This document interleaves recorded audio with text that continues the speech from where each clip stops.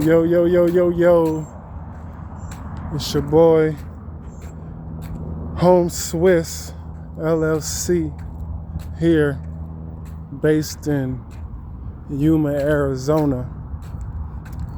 Talk about the NBA Finals today and my prediction on what's going to be happening and how it's going to pan out today. I don't too much follow the NBA, and I don't too much follow what's been happening, but what I do follow is statistics. Dealing with those statistics over what we have seen of things that has been going on, and that's dealing with points, that's dealing with just overall game, not just necessarily points. We're just going to stick it to the overall game of things and what's going to happen. A big thing that I want everyone to look at before this game starts is presence. The last time a presence was like this was Stephen Curry, when in the 2022 when they won at the Celtics. If you remember, statistically, the Celtics was supposed to win that whole series because they had the biggest players. They had the big player. Stephen Curry wasn't the big player at that time, even though he was pretty good, but he wasn't the biggest name on that 2022 season. It was the Celtics. But what won that 2022 was a team, not just Stephen Curry. The Golden State Warriors had a team, and the Celtics had players. And I really want everyone to just tune into that, because the last game that the Pacers played, it was team ball. You have to look at that. It was a big team thing that was going on.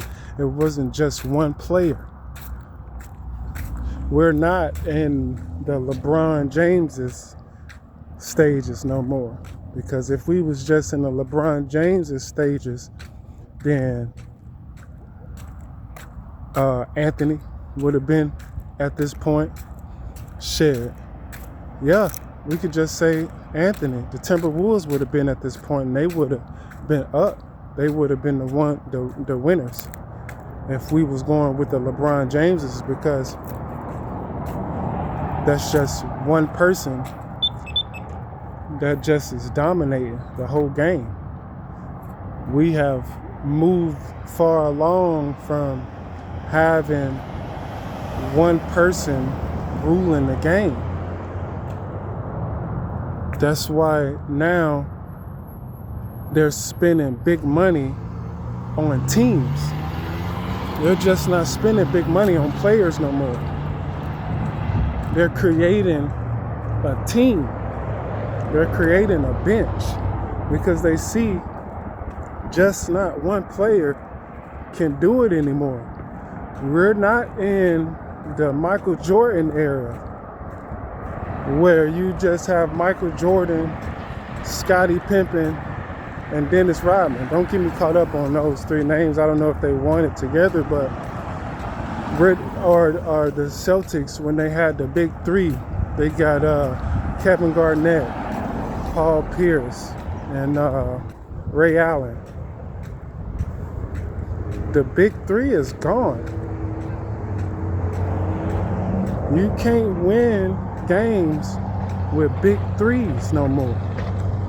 You gotta have a team, because a team is going to win you championships. We have seen that. When Denver won it, they had a team. Even though they had a good player, but they still had a team. They played team ball. When the Celtics won, they had team. When the Warriors won, they had teams. Not just 1, 2, 3 players. When the Warriors, again, when they won it, all those times they had teams. They had players. They had a bench. When the Celtics won it, they had a team, just not one player, not 2 players, not 3 players. They had a team. Yes, you might get far on being a big player or being the highest scorer. That doesn't work anymore. If your team's not clicking, you can put up 40. Now you gotta look at what happened when OKC won their last game against the Pacers. When Buddy put up 40. And then the other dude put up 20. Another dude put up 20. Another dude put up 20. That's team ball. If everybody's on the court is playing their part, you can't be beat. With the last game OKC played, you have to look. Even when they lost, you got to see. When Pacers lost, they still kept up because they was playing team ball. Look at the scoring. They still kept up. Even when Buddy put 40. He scored 40 points. And they still was in the game. Wait. They still was in the game from playing team ball. And then they proved that in the next game. I don't even think, and correct me if I'm wrong in the comments, I don't think nobody on the Pacers scored over 20 points. So if nobody scored over 20 points and you still managed to blow a team out, what does that mean? Not just one person's gonna cut it. You see, if one person on the Pacers have a bad game, they still can be able to keep up with their bench. If one person on OKC can't keep up, guess what's going to happen today? They're going to lose. If one person on OKC have a bad game, it's over. Because they don't have a team. They have players. They can't go to their bench and make shit happen. But you know who can go to their bench and make something happen? Do you have a player coming off the bench? I think what I really think people have forgot about a 6-man. OKC doesn't have a 6-man. They only have 1 man. They don't have a 6-man. But the Pacers, they have a 6-man. They have a 7-man. They have an 8-man. They don't just have 5 players. They have 8. 9. They have 9 players who can put up at least 10 points. That's 80 points right there. 80. With a 6-man, if OKC don't even have it, they can't even put up 60 points. If one person is putting up 40, and you have a Pacers team they got 8 people to put up at least 10, That's 80 points, and only one person is scoring 40. Who's going to score the other 40? This is not, people get it confused with playing 2K. The game. And they're showing you, this is not a game. This is real life. And that's going to be shown tonight. The Pacers only won once at home. And that was their very first game. They won. They showed you that they can win at home. In their house. They showed you. Your guys are going to lose in you guys' house.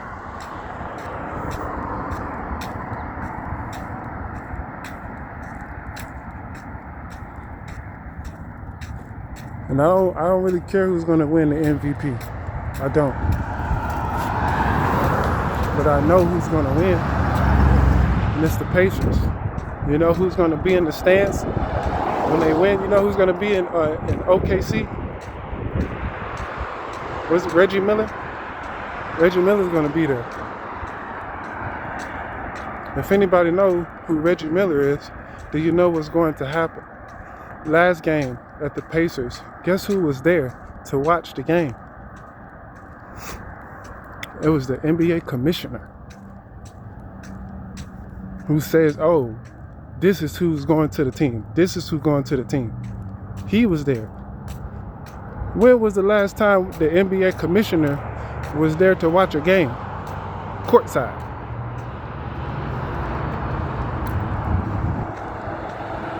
He was there courtside. So the next person you're going to see is Reggie Miller at OKC. And guess where he's probably going to be at? Courtside. So I'm going to say this now. And I'm going to say it again. And I'm not even going to do no post after they win. Because celebration has already started. I'm already celebrating. The Pacers, NBA champions. I don't know who's going to win the MVP. The whole team should win the MVP. I don't even know why they just choose one person, because they playing team ball. The whole Pacers staff need to get MVP. Pacers to win it. History made. Reggie Miller might jump up. After this, they're gonna retire his jersey. Pacers. And the one thing about this, they haven't even changed their name. That's another crazy thing about it. Statistically, the Pacers been the Pacers forever. OKC done changed their name. You think they finna give it to a new team? You think they about to get an NBA championship to a new team? Or a team they've been around for the longest? You figure it out. It's the NBA, not the new NBA. It's the old NBA. Pacers to win it. If you're not rolling with the Pacers, then you might as well go ahead and wrap it up. And I'm out. Don't forget to follow me on my Facebook page, because I'm going to be doing this for the NFL too. My Facebook page is Homeswiss, that's HOMESWISSLLCYuma. All together, no spaces. You're going to see a blue Asia arowana fish. Or follow me on Instagram at Homeswissfresh. That's HOMESWISSFRESH. And you're going to see the same logo. Don't forget to go buy my ebook, From Homeless to Hustler, with $0 in a bucket. You guys going to cop that. It's going $7.99. It's small for the prices of the bosses that I'm talking to. And again, don't forget to smile.